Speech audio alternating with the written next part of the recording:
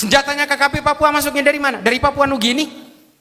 Yang membantu KKP Papua di PBB siapa? Vanuatu. Yang melindungi orang-orang dari berbagai akselerator, motivator dari KKP Papua, Benny Wenda, Veronica Koman, siapa? Australia, Inggris.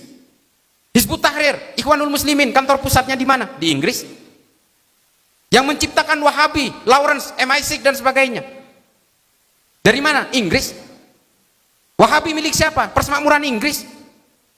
Indonesia memang didesain hari ini supaya tidak maju sendirian. Kalau Indonesia menjadi negara raksasa dalam satu kawasan, negara lainnya akan tenggelam. Ini teori ekonomi dasar kok. Makanya kemudian pemecah belahan itu terjadi di sini. Semua bermain. Dan kita semua hari ini orang-orang Islam yang betul-betul bego, mau aja dikasih infiltrasi ideologi semacam ini. Mereka merasa ingin memberdayakan, ingin menjayakan Islam. Padahal mereka sedang dalam jebakan Batman. Ini yang harus kita pahami. Banyak buku-buku yang mengulas ini, termasuk Philip Hurihiti, silakan baca.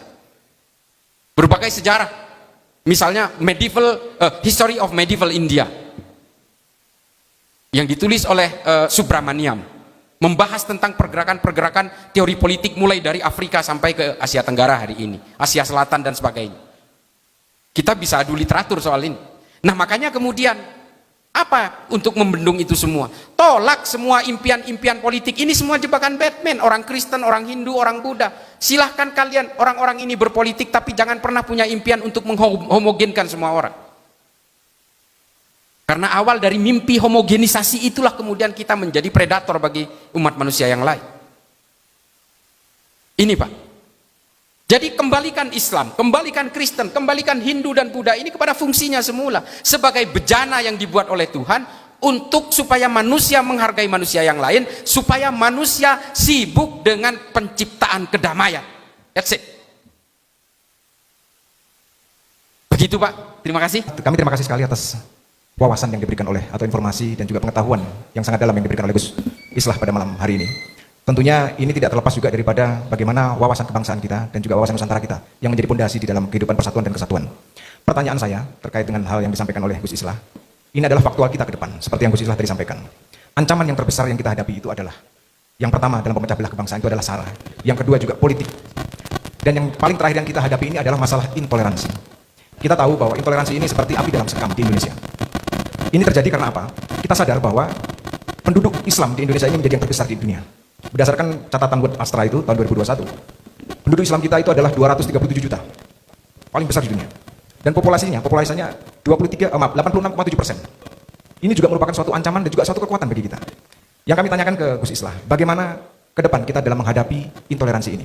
Karena intoleransi ini juga bisa membuat aparat itu tidak berdaya, atau hukum positif juga tidak berdaya.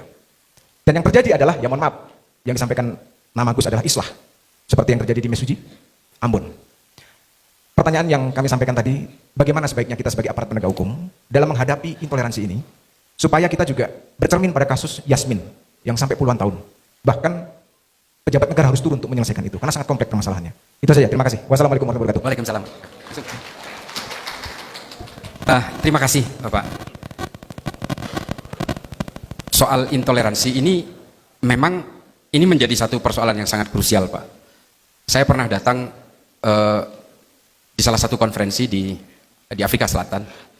Hampir semua delegasi dari 37 negara itu selalu yang dibicarakan adalah soal intoleransi. Kesepakatan tentang intoleransi dan kehidupan yang coexisting ini memang kemudian menjadi permasalahan adalah ketika agama-agama ini dibawa ke ranah-ranah yang eksklusif, bukan inklusif. Satu hal adalah yang menjadi persoalan paling mendasar dari ketika agama ini betul-betul dijadikan sebagai alat untuk membangun tembok setinggi mungkin, tapi kita lalai membangun jembatan. Perbedaan di dalam setiap pemeluk agama, baik dalam satu agama maupun dengan yang berbeda keimanan, tidak bisa dihindari. Tadi saya sudah katakan ini sunatullah. Tapi kemudian yang menjadi persoalan adalah ketika tafsir-tafsir agama yang eksklusif ini, yang diglorifikasi sedemikian rupa, yang kemudian dijadikan sebagai alat hantam kepada orang yang berbeda. Inilah yang disebut dengan pemahaman-pemahaman eksklusif. Nah, pemahaman yang eksklusif ini ternyata memang harus didukung oleh undang-undang yang memadai. Persoalannya, nah ini persoalannya Pak, negara kita ini adalah negara pertama di dunia yang mengadopsi sistem demokrasi paling utuh. Ini tolong dicatat.